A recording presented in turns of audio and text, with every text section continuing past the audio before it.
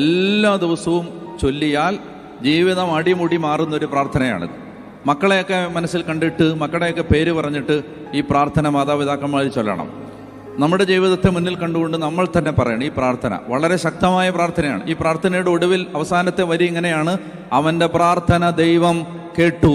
അവൻ്റെ പ്രാർത്ഥന ദൈവം കേട്ടു. കേട്ടു എന്ന് ബൈബിളിൽ എഴുതി വെച്ചിട്ടുണ്ടെങ്കിൽ ഇത് ലോകത്തെവിടെയിരുന്ന് ആര് പ്രാർത്ഥിച്ചാലും ദൈവം കേൾക്കുന്നൊരു പ്രാർത്ഥനയാണിത്. അപ്പൊ അതുകൊണ്ട് എന്താണ് അവന്റെ പ്രാർത്ഥന? അവൻ ഇസ്രായേലിന്റെ ദൈവത്തോട് പ്രാർത്ഥിച്ചു. എന്താണ് പ്രാർത്ഥന?